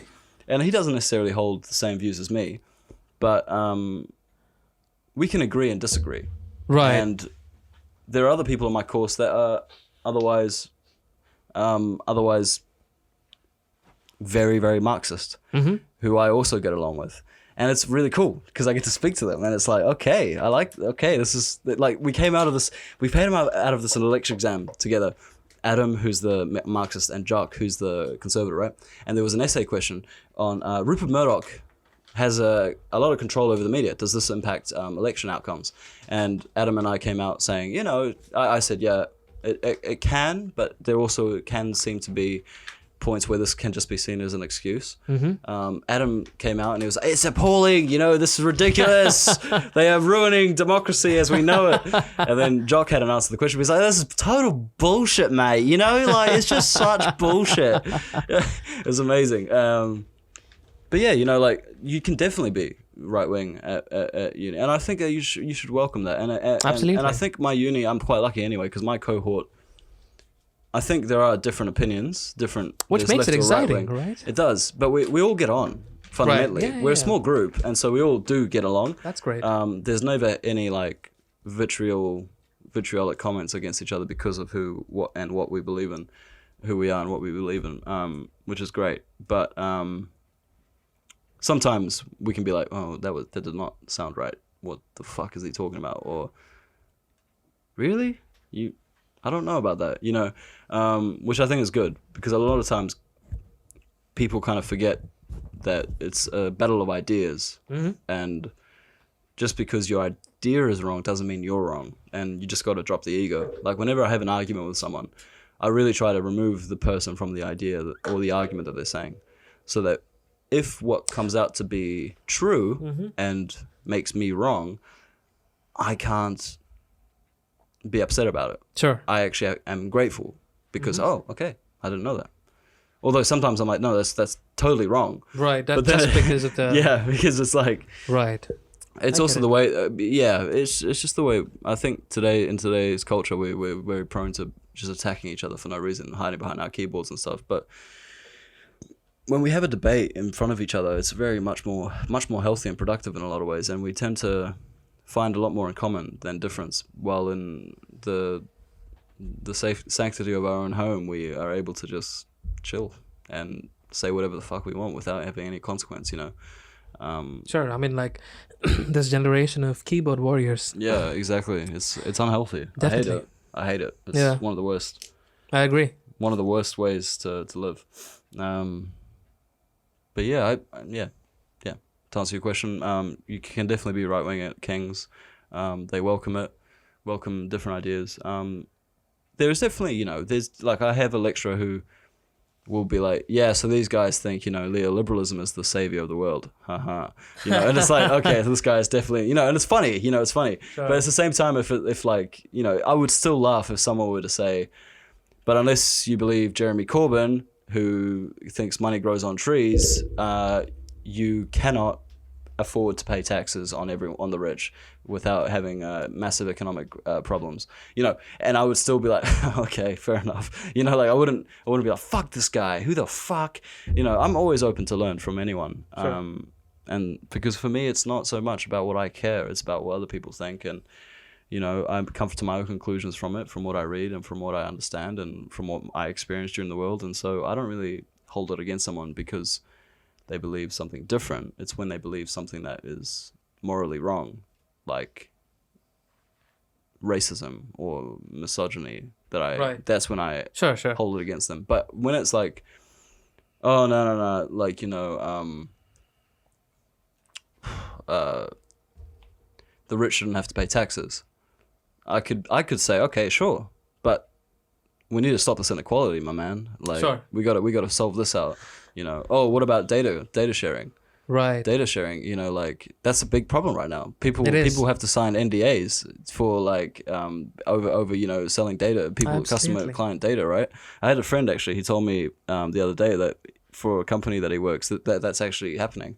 Can you believe that? I mean, they're selling data to other companies on what their clients are doing. Exactly. It's totally insane. Against every data privacy law. I know. And I stopped talking to that guy because, I mean, how can you live with yourself selling your soul like that? Absolutely. I think you should. Yeah. You should. Yeah, because after watching that Cambridge Analytica one, I was like, dude, this is insane. Mm-hmm. Yeah, and I thought this guy was a good guy, but, it is what it is, I guess. Absolutely. It seems like, okay, so that kind of answers my question. And actually, you've enlightened me on another thing. I mean, like, so a political science degree does not essentially teach you to lean left or right. But apparently, what I get from you, it apparently teaches you to welcome all lines of thought, all lines of fundamentals, and encourage a healthy space where you can share those opinions and debate, which is... Ideally, yeah. Exactly. Like, for me, that's what happened. And Sure. I would hope that that's what's happened to other people Sure. at my uni. And I hope for anyone else, Right. Ironically, yeah. which is quite opposite to how the parliament functions. Yeah, So, right. Yeah. That's just politics, my guy. Yeah, I mean, like, yeah, sure. That's great. Thank you. Which brings me to my next topic of discussion. Chief editor of BS Swing. Yeah, to I'm sure by now listeners would have figured out you're a very multifaceted personality, wearing different caps at once, excelling at each one of them. And I know the history of BS Swing because you've told us in very vivid detail. Well, you and Julia and a very few people were there at the beginning with me. Absolutely. That's how we started it. Yeah. Absolutely. I mean, going back to episode number 1. Episode number 1, the first website, first article, all of that. Exactly. Yeah. And I was referring to episode number 1 because you spoke very descriptively. That's right. That's right. Exactly. That's and right. how the website came along and how your gap year kind of enabled you to come up with this idea where you want to write and tell your opinion to the world. I'm sure. I mean, like, I'm knowing you. I know you're a voracious reader. You like your Chomsky, and you read a lot when it comes to politics, and I'm sure you also occasionally enjoy your high fiction. I mean, high fantasy fiction. So now tell me your influences and inspirations to start something like BS Wink. How did that come through? Like your influences, like, okay, I go to this website to religiously, or I go to the few of websites, or I read a few newspapers, and I've been inspired by their journalistic expression, and okay, you know what, I want to give it a shot, right? But can you tell me about that journey? Yeah, absolutely. Well, I recommend anyone that's listening to please check out a video on YouTube. It's on the Bill Maher show, and I watched it and it changed my life. in many ways. Whoa. Tell me about this. It changed. I say changed my life. In it changed my way of understanding argument, rhetoric, so speech, and perspective. So it was between Ben Affleck and this guy called Sam Harris. Oh yes, yeah. And it was an amazing example of this culture of outrage. Right. When you haven't listened, when you haven't heard. And I heard it. So basically Sam Harris was saying that Islam was the motherlode of bad ideas. Now, when I think of it now, he was doing that as a trap. He knew that Ben Affleck, the person that was listening, would respond accordingly and would say exactly what Sam Harris had said a few minutes earlier, which was that whenever we criticize, as liberals, standing up for liberal principles like freedom of speech, freedom of religion, etc., when we criticize aspects of society that don't uphold those values, we are immediately labeled in the same category as racists, Ku Klux Klan members, etc. And so he goes on to say, so therefore, Islam is the motherlode of bad ideas because their religion doesn't represent women. Their religion doesn't advocate for homosexuals. Their religion doesn't do this and that, right? So already it's like, whoa, like for me, it was like innocent mind. I was like, dude, this is wrong. You can't say that. And I was like Ben Affleck when I first heard it. And then I watched it again and I realized he's not actually, his argument, his logic, right, it's not wrong. I like that. From an ontological perspective. Exactly. Yeah. It's like, if we are going off of the logic that no, women should be empowered, homosexuality should not be criminalized, should not be a reason for you to kill yourself. Religion, you should be able to do whatever you want with it. Why can't we say that what certain communities in certain countries, in secular countries, are doing is wrong? Why is that a bad idea? And I started to think, that's fucking cool.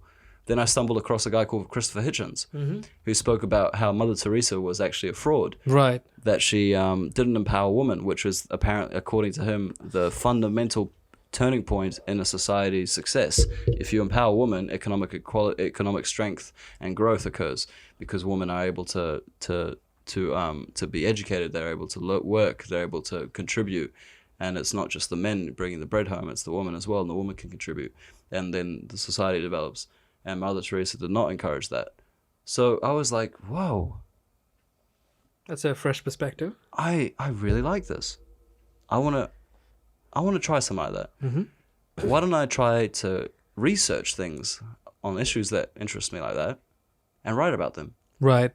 And I'll just share them with my family and with my friends, see where it goes. Right. And so my mum gave me that idea when I was driving with her because I was on my gap year and I wasn't really doing anything. It was before I had the job at the restaurant. And she was going to me, why don't you just why don't you start writing on a blog? Get a blog set up. So I thought, yeah. And so the rest is history, essentially. I met you guys. You guys said, let's take it to the next step, podcast, all of that. So I said, okay. And so here we are. And how's your experience been? Awesome. It's been so fun. It's been tough to manage because we've all got our own things going on. Right. But we're in the rhythm now where we don't even have to think about it. You guys are so great at putting yourselves, making yourselves available for this, and it really means I don't really have to do much. You guys are all skilled in what you do. I don't have to tell Julia how to draw. I don't have to tell you how to set the mic or how to record or how to do this. You guys, I like to think I give you guys a lot of freedom to really enjoy the process as well. The only thing I can be annoying about is deadlines and all that. But apart from that, it's just been a pleasure. And just reading over the stuff that you guys write, Ben writes, Alex writes, Matthew writes, George writes, the artwork that Sarah, a new person on the team, has drawn for us, Xander, who helped start this podcast, and also was a big influence on my political understandings, and philosophical understandings, absolutely. Giovanni, very amazing essay writer, one of the best I've ever met at writing essays. So it's just been an amazing experience for me, just learning from everyone else. As my title says, chief editor, I wouldn't say I have needed to do much editing because the writing is so good for what it is. And if there are changes, it's minor. It's nothing structural. It's nothing major. I've never had an essay given to me where I can't see the intro and I can't see the conclusion, right? You know, that would be abhorrent. I wouldn't expect someone on the BS Swing team to have that much of a standard. Absolutely.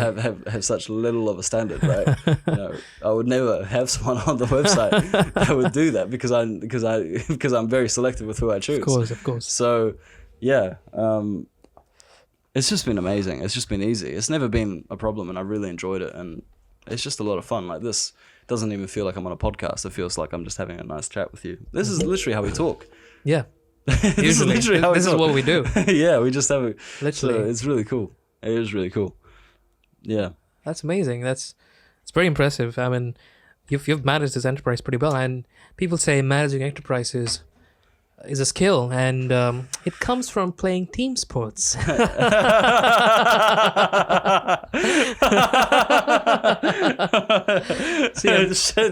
should have gone into a news anchor. You know, when they have like the you know, and there's been a terrorist attack in New York, and it's just been insane. A lot of people dead, and the community is going to have a lot of stuff, going to need a lot of resources to rebuild. Speaking of communities, have you noticed that the neighborhood down the road lost a dog, but look at them, they're all happy now. You know, like, it's amazing. Yeah.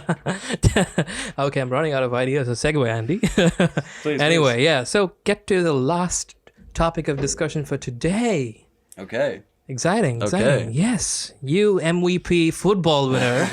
Tell us about that journey and your boxing gym, and what's your... I know you're a avid fan of boxing and football, and you watch it. You don't miss a fight that you like. You don't miss a game that you like when it comes to football. Much to you and the poor Julia's uncomfortable. And you shove videos on our faces. I think I forced you guys to watch the Andy Ruiz-Anthony Joshua fight. Shoved. The rematch, which was literally... Forced is a very literally deliberate such word. a boring fight for people that aren't interested. You know, yeah. Yeah, so yeah, tell us about your athletic days and how you keep up with it now amongst the different caps that you wear, and how do you stay updated with all these sports trivia, and tell me about that. Amazing segue once again. Really helps flow the conversation. I'm going to take your notes on how you structure this podcast. Really original. Really liked it. I really liked it. Well, sports for me has always been an enjoyment. I've never done it for anything but that. Mm-hmm. When I was younger, I played football, as I said earlier, and I was good at it. I was good at it because I was energetic, I would say. Mm-hmm. I wasn't technically gifted at a young age. I was just very good at physical. You know, I was a defender, so I would slide around like nothing. I was a dog just chasing the ball. You know, right? I was very good at that, and very fearless. I never scared. You know, when you're younger, you can't really teach a kid how to head a ball in a game. You know, when you hit a ball, you can teach someone how to literally head a ball. So like, hit the ball with your head. Right. But in a game, when there's someone running at you and the ball's up in the air, you know, you tend to like avoid it. You're like, yeah. But I always loved it. I was like, yeah, I'm gonna head first hit the it ball. first. Yeah, I felt like a man, you know. So I was very good at that, and I always stood out like that. And because I was kind of physically bigger than other kids, I was always noticed. And my work ethic in football, now that I look back, was good. It was good. Mm-hmm. I worked hard. I really worked hard. I really dedicated myself to it. It was also an outlet for me to really just let out emotion and stuff. And again, I love sports movies. Mm-hmm. And sports movies, they've always got the montage of them working out, right? Of course, yeah. And then they go and they score this amazing I goal. Am the tiger. Yeah, right. And then they win the hot girl at school, and they walk off into the sunset together. Happy endings. Right. So I always believed that was my life. So I was good at football. And that's how I made friends at every school I went to. Mm-hmm. I played football at lunchtime. They were like, "Oh, hey man," you know, all the cool kids play football, right? Especially in Europe, right? It was like that's it. If you grew up in Europe, you can't escape football. In Greece as well. Greece, that's how I made my friends. I made my friends just, you know, I'd be kicking a ball by myself, and then these guys were on the basketball courts, and they were like, "Hey, do you want to come play?" Do you want to come play? Literally. Nice. And I was like, nice. Sure. And then I played, and they were like, "Well, okay, hey, we're gonna play the village downstairs. Do you want to down at the beach? Do you want to Right. come on Friday?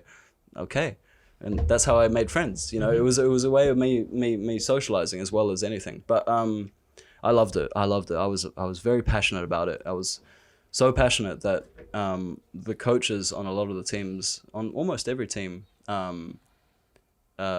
made me captain or leader in a team, and I was very proud of that as a captain. I took it very seriously. I always enjoyed motivating people. I always enjoyed bringing people up, because I always remembered how it was to be left alone, or I had a very good example of what it meant to be a leader. Right, my dad. Right. My dad, after a game when we'd lost, he'd be like, "Hey, don't worry about it. You did good. well. Yeah. Hey, these things happen. What can you do? Sportsmanship. Exactly. Sportsmanship for my dad was very important. You never ever swore at the ref in front of him. You never did this. You never did that. For a few years, I went off track there. I used to complain at the ref and all that. But when I became captain at an older age, I realized, no. I told my team when I was captain in Geneva, hey, look, no one talks to the ref except me. Focus on the game. That's it. The ref is out of our control every time. If he's got a problem, I'll try and manage it, but let's not worry about the ref. Sure. So I really enjoyed it. I was very good at it. I stood out. I was very, very grateful that in my first year in Geneva, I was given the MVP award there. It was pretty amazing. For a funny story, because You did not even know. No. Right? Yeah. No. I had no idea. Exactly. I was preparing for my first year exams. Right. And I was like walking literally out of school, and my coach is coming in. And the second assistant coach is like, "Hey," in French, "Hey, Andi. Hey, where you going, man?" And I was like, "Oh, I'm going home, man. My mom called me. I have to go back to study." Hi, Andy. And then, and he's like, "Yeah, we got the sports banquet tonight, man." I was like, yeah, no, thank you, man, but I've got to study. He's like, "Yeah, you should. He points at me. "You should come." I was like, okay, yeah, well, for the team and all that. And I sit down, and it's like a 3-hour fucking long banquet. We go from the kindergarten kids. So first grade, 11 on the Literally, spoon. not even K grade, like, Wow. it's so annoying. Every sport, bro, basketball, tennis, netball, cheerleading. I mean, what? Ice hockey, field hockey, skiing, oh my God, for all ages, all the way to football. And so then they called my name, and I went on there, and I was texting my mum walking on stage, "Hey, guess who won the award?" She's like, "What? You're at the award ceremony. What are you doing?" And I was like, No, I am. And I took a photo from stage What the onto fuck? the audience. I look like such a dickhead I doing know. it. Yeah. But anyway, I got this award, and I was like, wow, this is amazing. And that year I'd played very well, so I was quite happy with that. Nice. But that was cool. I was very proud of that. That was a very big part of my Should be. identity. But I was lucky enough to do a bit of football with the Anderlecht Youth Academy in Brussels, and that was a lot of fun. Right. It didn't last that long because the travel was very difficult and very long. But Sure. it really opened my eyes to what football was like as a life. And when I learnt that, I realized I don't really need this as a life. I don't really think football is all me. So I didn't chase it as a I did think of it once as doing it for full time, but I thought, no, I don't need it. I can do something else. And so I'm glad I did something else, because I don't think I would have enjoyed it after maturing. Right. Anyway, for my gap year, I didn't really want to start the whole process of finding a new team to play for again. But my dad had put me into boxing lessons when I was young, and because I had some issues at school with bullying and stuff, so I learnt boxing. And occasionally over the years, I'd been doing a bit of training on it because we had a punch bag and all that. So I joined. me. I am your punch bag here. Literally. Yeah. So I had I went to the same gym that I went to when I was 8 and signed up there again. Same coach, same everyone. Nice. And joined up again and trained like crazy and fell in love with boxing. And now boxing is a big part of my life. Not in as I dedicate myself to it, but more, it's just an amazing sport. It's literally, it's not even a sport. It's I don't know if you can call it a sport, because you are literally stepping in the ring with someone else for 6 or 12 rounds, smashing each other in the face with the intention to smash each other in the face. And it's something else, because when you spar someone and you do well, you did that. Right. No one helped you. Right. When you did the workout for boxing, no one helped you. You did that. And the workouts are so hard, it's so long, it feels like it's never going to end, and I always left those classes feeling so much more confident, so much more happier, so much more in control of myself. I had a lot of insecurities growing up, and football helps repress a lot of those insecurities. Am I actually good enough at something? Am I actually a man? Am I, I had problems with the relationship at the time. I felt a bit insecure. I didn't know whether or not this girl was cheating on me. I was always worried about that. But doing boxing alleviated a lot of that pain. It let out something. I'm literally punching something or someone. And it's like I'm getting a lot of this anger out of me. And it really taught me to be responsible as well and disciplined. And it gives you this discipline in life where I don't need to prove something to you. I know I can fight. Right. I know I can punch. Right. I don't need to go out of my way to spoons and pick a fight with the bouncers. Why do I need to do that? Exactly. I am in control of my life. I can do this. I know if it comes to it, I could probably throw a punch or two. Exactly. But if I lose the fight, doesn't matter. Right. Because that was always the thing. I've never lost a fight on the street. Not that if I go out tonight with you guys and get punched in the face and beaten up, that I'm not gonna one-on-one I've never lost. But in a street fight, I've been beaten up by 4 guys, 5 guys, but I've never lost a fight one-on-one. It's in a ring. In the ring, I have sparring. Right. Okay. Sparring, I win one, I lose one, but it's sparring. You're not supposed to think of that as victory or loss, but I did because I was very competitive. Right. But at the end of the day, what is it? It's nothing. It's just a sport. I chose to do it, so I can't complain about it. I just lost to someone better than me, and why am I going to let that bring me down? I just have to move, adapt, and overcome. And for sports, that's been a thing in my career. I have said countless times to anyone that knows me that I have an athlete's mindset when I do things. I need to outperform everyone else doing the same thing as me. They are my benchmark, but so am I. I have to prove to myself that I'm worthy to actually say I'm good. Right. And so that's why I set goals, and that's why I'm dedicated, and that's why I'm organized and religious and structured, blah, blah, blah, blah. Because I want to do well. And so fundamentally, it comes from me wanting to do something. And to do something well, you have to be organized, you have to be focused, you have to be dedicated, but that's about it, And sports for me has helped show how that works in a different medium. And it's slowly helping me figure my life out, as an independent young person. So yeah, that's what sports really is to me. And as a father, if I ever were to have kids, I'd force my kids to do sports at an early age, like my dad did. It's an important and just a healthy way, it's a healthy lifestyle. That's great. Yeah. That's amazing. Brilliant, bro.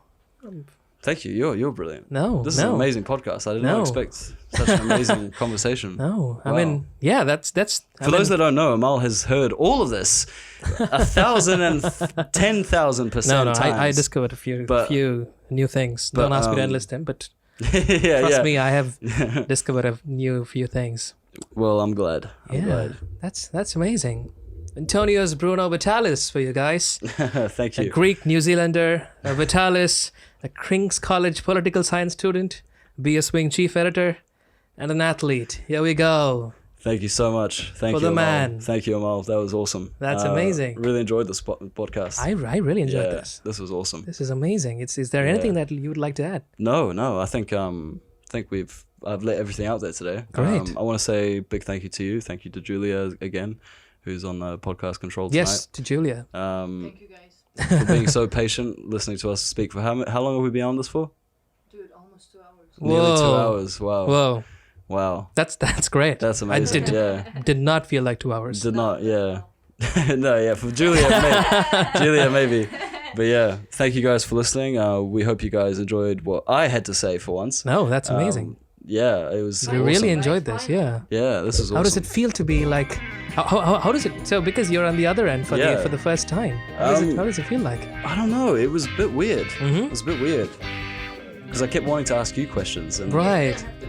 Yeah, I was out of control. I was like thinking, Jesus, I'm giving is it- this guy what's control. he gonna ask okay. next? When's it gonna end? You know, like, yeah. No, it was great. I really enjoyed this. This is awesome. Yeah, this is amazing. We should do this for other Great. topics as well. Absolutely. But this time back and forth, I'd like to do that. Yeah. Okay. Yeah, that'd be great. Yeah. Awesome. Thank you so much. Thank you very much, Andy. Thank you yeah, very much. This has and- been fun. Yeah. Thank Likewise. you. Yeah. This has been BS Wink episode number 14 with Woohoo. Sudharsan Amalraj and Andi Vitalis. Andy Vitalis. Thank you guys. Take care. Cheers. Thank you, bro.